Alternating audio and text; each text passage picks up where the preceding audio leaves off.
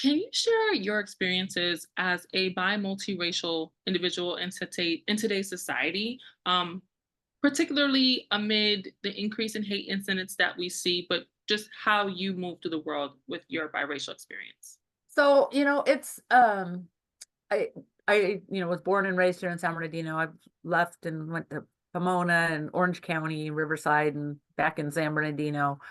But I would say for the most part, my experience has been the same, throughout my life.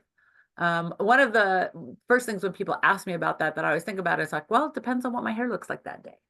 So if my hair is straight, people assume I'm white and I'm treated one way. If my hair is curly, I have a different experience and I get different reactions. And what's interesting to me is um, it is a bigger effect on how I am treated than the difference in my age. Like the ageism of like, as you get older, you get ignored. I I I I mean, I'm not gonna say there's none of that, but the difference of is your hair straight or curly has way more impact on how I'm treated than what from young to old. And what do I mean by that? Like, it's little things on, and sometimes it's a positive or negative either way. Like I'm not gonna just say it's like always wonderful when my hair is straight and always bad when my hair is curly, because that's not true either, right? Because it also depends on the context and where I am in that moment and who I'm interacting with in that moment. So, there'll be places where I'm at and, maybe, pumping my gas or whatever, and people will be like, oh my gosh, your curly hair is so magnificent or whatever, or I may go in and people may step in front of me,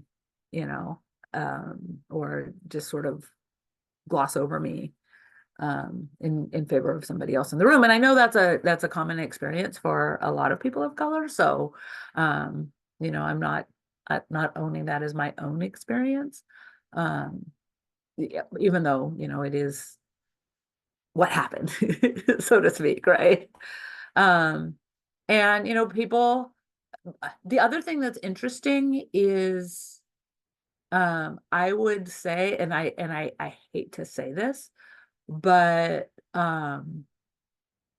because folks tend to assume I'm, all white, or white related. Sometimes I get Italian or, other light brown peoples. Um, it doesn't matter who I'm interacting with, whether it's Latino or Black community or white community, like that there's that assumption, and I'm treated a certain way for it. So that's why I said it's not always positive, and it's always not always, negative. And sometimes you get I I um I probably get more tired of trying to tell people, well, I'm Black too, than I am, I'm white too. You mentioned ageism, which I think is very important to talking about your experience. Tell me about that. Like, how has that contributed to um, the type of treatment you received as an ambiguous woman of color, the challenges? I know sometimes there can be some stereotypes attributed to being a lighter skinned person of color, a woman. Um, and then also that component of you mostly being a white passing woman. Yeah, and that's a weird concept. I mean, because that gets into the whole piece about privilege, right? And I think we want to talk about privilege often no pun intended, but in a black and white context, right? But there's privilege in, economic status. There's a privilege in age, like, and that, there's a privilege in weight, or appearance, in the sense of, are you classically beautiful, right? Because if you are a classically beautiful Black woman, you're still probably going to get treated better than, and I hate to use this term, so I apologize, because I know it's going to sound pejorative, but I'm trying to use it in the context of the ism, right? So an ugly fat white woman, right? Like that's just like what, and I think it's wrong, right? Because, um, like we all have value. And I think a lot of how we're treated within in these contexts are about our value, right? So even as we age, are you aging beautifully and gracefully, or, are you somebody who's, because even if, I have friends that like, I think it was Irma Bombeck that talked about, you want to use it all up and slide in, slide into to heaven, not so gracefully, just like, woo, I used every moment of my life. And so, I think that plays into the whole age piece. Like how are you aging, and how are you relating, and how are others relating to you? And I think if if as you're aging you are being ignored in a way, and I think sometimes that happens more for women than men. I laugh, my dad passed at 96, almost 97. He almost made it to 97. And he he was just cute, right? He was just this cute little old man. So like when he would go shopping for me, like in particular shopping for me, like he had these little ladies everywhere that catered to him. They all catered to him. It was hysterical, and I often wondered, well, if when I'm 96, would these same ladies do the same for me as they did for him?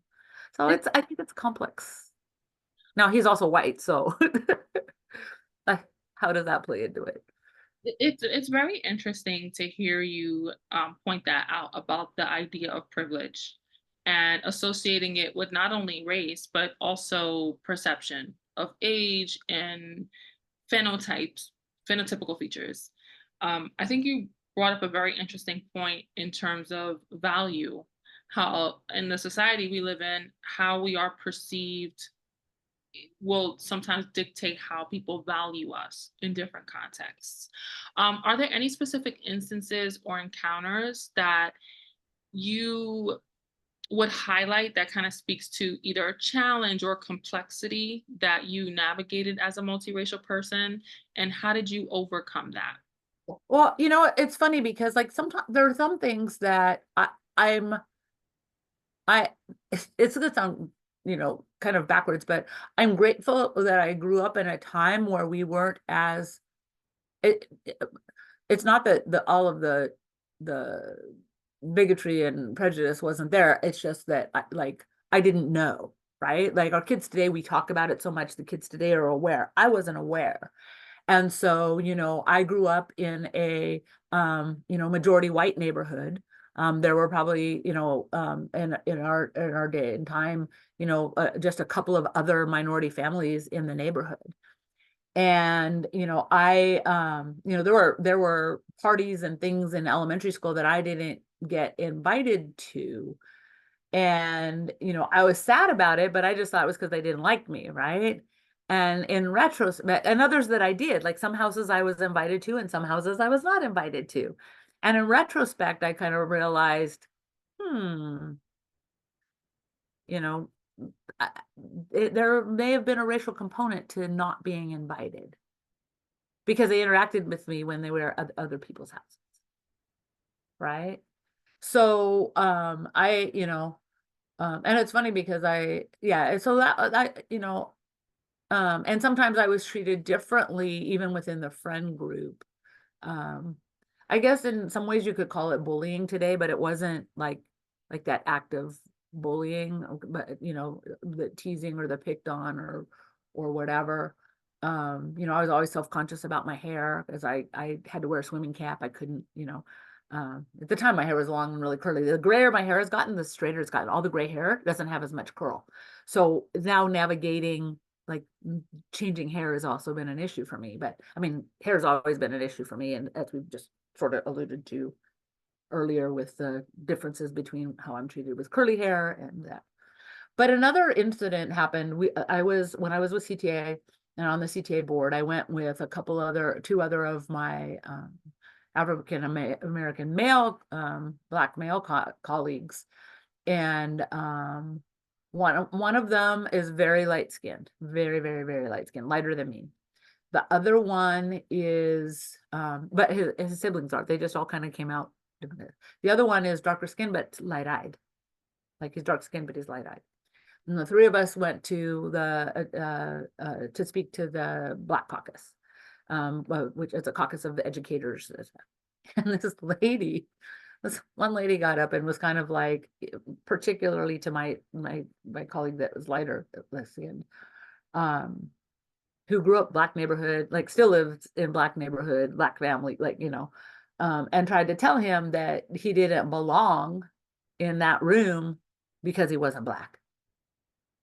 And part kind of said, like, none y'all, and the three of us were sort of taken aback at the vitriol, but there is a cost within the Black community to passing, and there is a responsibility in terms of the white community in terms of passing, and it's a heavy burden. Like at times it can be a really heavy burden. That you talk about the model, or that one, or there's a burden, and it has a cost. It has a cost, and having to always answer the question, what are you, or proving your pedigree. I mean, it's like I'm both very proud and also well, and for me, it's more complicated than this, but I'm very proud. But I shouldn't have to tell people, oh yeah, my mom was a charter member of the AKA, and my cousin was Supreme Basilisk of AKA, right? I shouldn't have to like say that stuff. Oh yeah, my grandfather chartered the Kappa chapter at Wilberforce. I shouldn't have to say that stuff. My brother went to Wilberforce, or to Morehouse. Like, I shouldn't have to say that stuff to prove. And sometimes there'll be a conversation, people like be ignoring me, particularly Black folk, in this conversation, and then I'll contribute, something from my history, and you kind of see this. That's a burden, it's a burden. And it goes, it goes for the other of being, let's invite Mickey because she checks that box, and she's okay with us. we accept her, but then we can say we had a minority in the room. It's a burden, and I don't think people necessarily understand. And our kids navigate that, whether they're our EL kids, who are English speaking or bilingual, and have parents that are immigrants. There's a burden too when you're trying to carry that mantle of walking both worlds, and still being in your own world, right? Being your own individual. Yeah.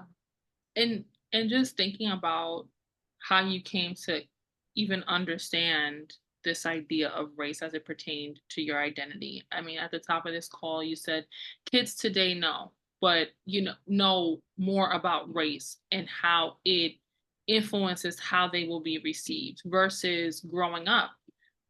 When you were growing up, race was almost like, was it kind of like, oh, we don't see color? And as a kid, you kind of had to understand how you'd be perceived, or where your intersectionality left you, so that you can like interpret your reality. Was that like kind of that growing pain? And do you feel like because now you get to a point and you kind of understand it and you speak about it in a way that you've arrived to these deeper understandings of your identity. But as a kid, was that a challenge for you? Like, at what age do you feel like you may have had a turning point where you're like, okay, this is a burden, I'm not going to prove myself anymore? Or maybe it wasn't that. Maybe it was a different realization. So growing up, I just wanted to belong. I didn't really think about it in those terms. Like, I think I became aware as I got older, past elementary school. When we were little kids, the little kids in my neighborhood, we all played, and it just wasn't, nobody really talked about it, right? We just all played because we were little kids in the neighborhood, and as I got older, I it became difficult in a different way. and you know, just trying to navigate society, you know, as a teenager. Um, and I never, you know, if people ask, I always said, but I didn't volunteer, right? So, you know, and, you know, just the nature of, um, schools, our schools at that time, our city hadn't yet become majority minority, you know, it was, you know, part of the changing demographic. You know, college being, a pretty segregated place in the 80s. Probably still is. I'm not in college now, so I don't know what the campus is, you know, how kids interact. I'm hopeful that it's not as, you know, naturally segregated. Like, I don't think it's like by design necessarily, it was by design. But you sort of gravitated to a group, and, you know, um, and so, um, I don't know that it's like anything was ever like a conscious decision. It was more like flowing on the river of acceptance. Where are they nice to me first? And, you know, I don't know that's, and I think, you know, I don't think that's any different today. Like, we all want a sense of belonging, right? We all want to belong someplace. And sometimes I think that leads to negative choices for kids today, or, you know, whether it be, I mean, you know, wherever, however they hang out, you know, it's where they feel a sense of belonging and acceptance and, you know, love. What grounds you as a multiracial person, um, navigating this? Because you mentioned it could be a heavy burden, yet you display some resilience in this. So tell me about that. Well, you know, I think my parents have a lot to do with it, right? So here you've got a multiracial couple that met in the 1950s in Ohio, got married and moved to California, right? So I think a lot of this I owe to them, and the strength and courage that they exhibited, at a time when multiracial couples were not accepted. Um, but I also just think, I mean, I have to give credit to the people that have been around me my entire life, because, you know, I've had good friends and I've had good relationships, and, you know, it's just, you know, yeah, so I have to give, you know, credit where credit's due. Um, but I think that resilience comes from my parents, like, not, like, I'm not, I I will say I'm hesitant in new situations. Like, I'm not really good at just going up and talking to people. Everybody's like, "Oh, you're such an extrovert." But I tend to try to find at least somebody in a room that I know to try to start there, because I'm just, until I get comfortable and feel safe. Um, but yeah, it's an interesting concept. And I just, you know, I just trying to live my life. I mean, I can't, you know, it's not like like, you know, it's not like being born, or who you are when you're born, you have no control over. It's, you know, it's, what are you going to do with your life? That's what you have control over. And I go back to that Irma Bombeck, you know, sliding into old age, you know, knowing that I've used every part of me that I can to live my best life. And, you know, in honor and in grace.